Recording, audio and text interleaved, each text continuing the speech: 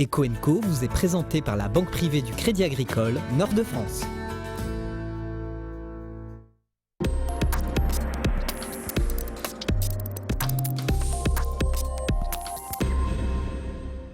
Créer une société civile immobilière, les avantages pour le particulier comme pour l'entreprise. Grégory Denis nous dira tout en deuxième partie. Et puis le véhicule électrique, est-ce qu'il va réellement s'implanter? EDF accompagne les collectivités pour développer un réseau de bornes de recharge en libre service. Bienvenue, Jean-Michel Jossem, vous êtes directeur du développement territorial à EDF et on va parler avec vous de ce véhicule électrique et peut-être plus largement de la mobilité électrique. C'est quoi exactement? On l'attend, hein? Donc la mobilité, je pense, c'est une nouvelle façon de se déplacer. C'est à la fois un mode beaucoup plus écologique. On n'a pas d'émissions de CO2, pas d'émissions de gaz, enfin pas d'émissions de particules fines. L'électricité peut être produite de manière renouvelable, avec du photovoltaïque, de l'éolien, de l'hydroélectricité. Et puis aussi, c'est, je pense, aussi l'économie de la fonctionnalité. C'est-à-dire qu'on va, à travers le véhicule électrique, utiliser un usage et pas forcément posséder un véhicule. Ah, Et je pense que là, on rentre vraiment... Oui, l'économie de la fonctionnalité, j'achète une fonction, ou je loue même une fonction, et non plus un objet qui me permet de réaliser cette fonction. On en a déjà parlé, et vous allez voir que ça va se développer. Alors, il faut des bornes de recharge pour que ces véhicules électriques fonctionnent. Vous venez de nous en préciser les avantages.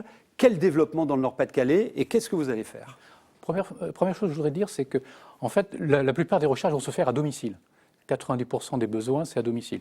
Par contre, effectivement, pour se rassurer, pour certains déplacements, on aura besoin de recharger sur la voirie. Ouais. Donc là, au niveau de la région, il y a un grand plan de développement des bornes de charge. Et il doit y avoir 1250 bornes qui vont être installées dans le Nord-Pas-de-Calais d'ici fin 2017. Et c'est une de vos filiales qui va travailler là-dessus? Alors, une de nos filiales qui s'appelle Sodexo va assurer la gestion et l'exploitation de l'ensemble de ces bornes.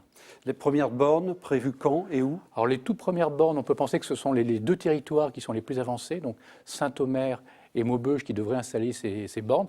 Mais très rapidement, je dirais, l'ensemble des agglomérations du territoire vont développer ces bornes. Bon, donc a priori, ça va arriver enfin. La mobilité électrique concerne surtout les milieux urbains.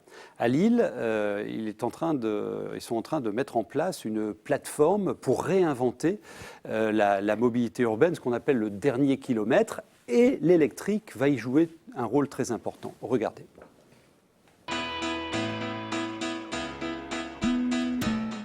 La mobilité électrique répond à la volonté du CMDU de mettre en place une logistique décarbonée et non polluante.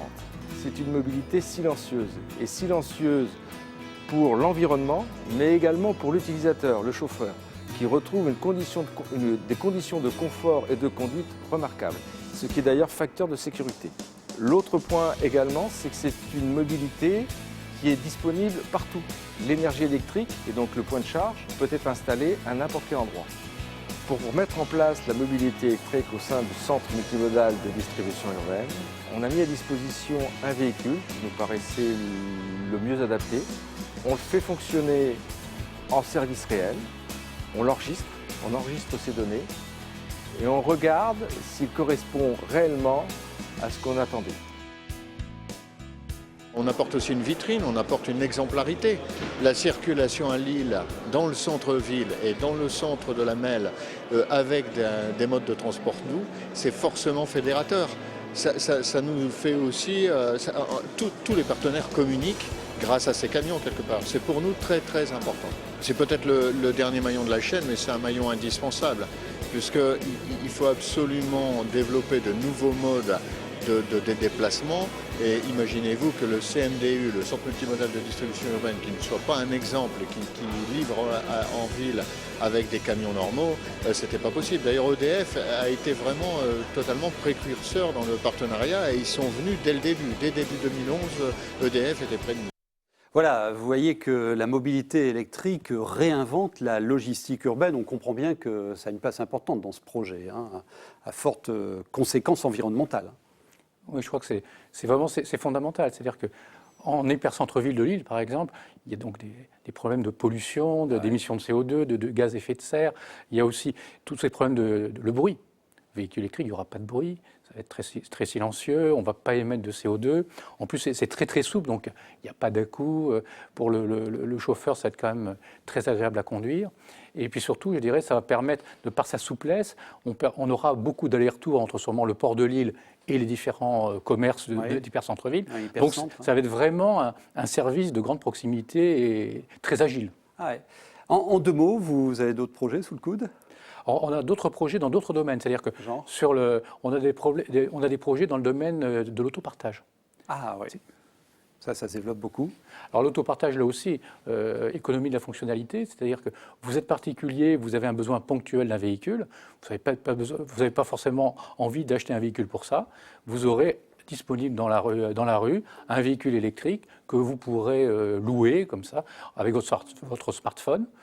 Vous prenez le véhicule, vous faites ce que vous avez à faire, vous revenez, vous le rendez, et puis voilà, quoi. Et vous faites un premier essai sur la métropole lilloise avec Lila Autopartage et également avec LMH et ses salariés pour développer ce projet. Merci beaucoup. Merci pour vos explications. Le véhicule électrique, la mobilité électrique arrive enfin.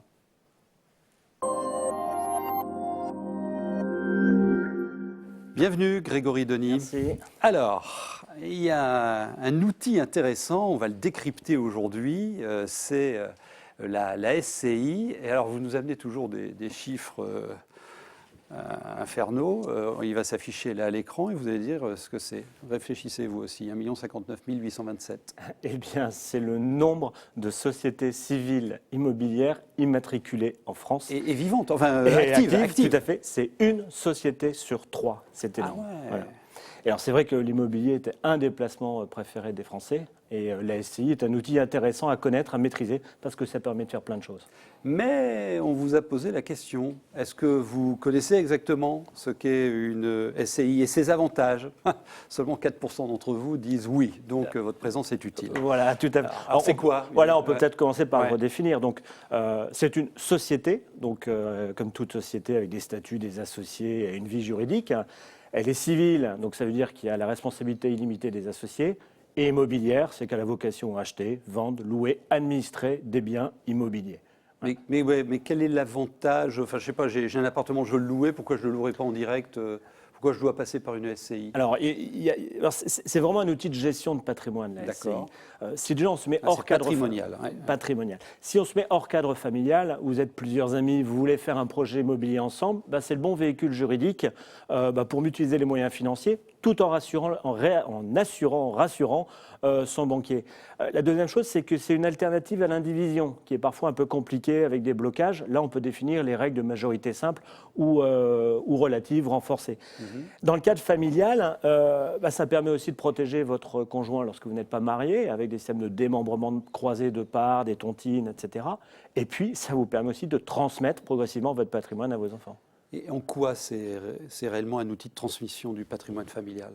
Alors, déjà parce que quand vous transmettez un immeuble, vous êtes taxé sur la valeur du bien de l'immeuble. Ouais. Alors que dans la SCI, on va tenir compte des dettes. Valeur de l'immeuble, moins les dettes. Donc déjà, vous avez une contraction. Et puis, vous pouvez même, dès la création de la SCI, associer vos enfants dans le capital. Alors là, juste un point de prudence, parce que SCI, on dit souvent endettement bancaire, Ouais. protection de l'enfant mineur, on a parfois besoin de faire appel au juge des tutelles. Alors, il y a quand même un inconvénient sur la SCI, ou des inconvénients. La première, je le disais en introduction, c'est une société civile, donc les associés sont indéfiniment responsables des dettes contractées. Puis 2, c'est une société, donc ça a des coûts de création, de gestion, de vie normale d'une société. Alors le titre, c'est Société civile immobilière en vogue. Avantages, inconvénients, s'il y en a. Alors, sur les avantages, c'est vraiment cette transmission de patrimoine qui permet d'être optimisée. Et les inconvénients, c'est cette responsabilité que j'évoquais. Et ensuite, c'est une vie de société qui nécessite une vie juridique, c'est-à-dire tenir des AG, convoquer. Voilà. On conseille très fortement une vie comptable, de tenir une comptabilité, ne serait-ce que pour pouvoir justifier du calcul d'assiette fiscale auprès de l'administration. Et puis, qui dit assiette fiscale, dit fiscalité. Il faut payer un impôt sur le revenu ou un impôt sur les sociétés.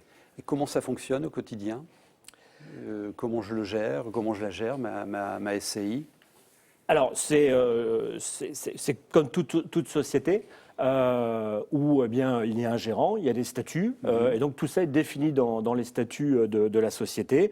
On conseille donc, comme on disait, de développer une comptabilité pour calculer son impôt sur le revenu ou sur l'impôt sur les sociétés. Sachant que l'impôt sur le revenu, ça veut dire que chaque associé va répartir sa quote-part de résultat sur son impôt personnel, alors que l'impôt sur les sociétés, c'est la SCI qui va le payer. Donc je peux choisir là. Alors, vous pouvez choisir, oui, à un bémol près, c'est si vous louez des biens en meublé. Là, vous n'avez pas le choix, c'est impôt sur les sociétés. Par contre, oui, vous pouvez choisir. Et qu'est-ce qui va vous faire choisir? C'est votre fiscalité personnelle. Si vous avez une fiscalité personnelle à partir de 41% et plus de taux marginal, vous avez intérêt à opter pour l'impôt sur les sociétés parce qu'on est sur une fiscalité de 15-33%, donc inférieure. Par contre, si c'est l'inverse, eh bien, il faut plutôt opter pour l'impôt sur le revenu.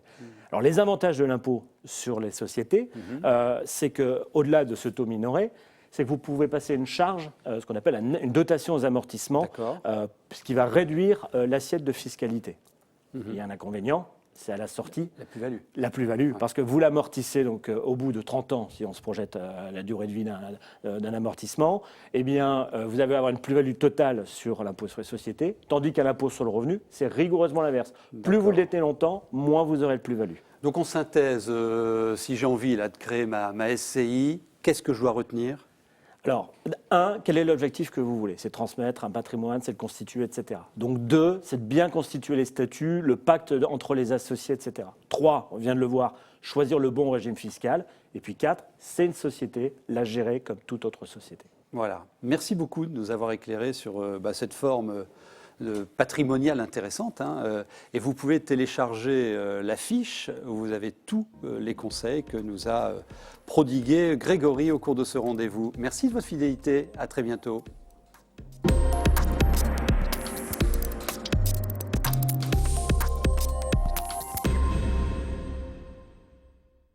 Eco & Co vous a été présenté par la banque privée du Crédit Agricole Nord de France.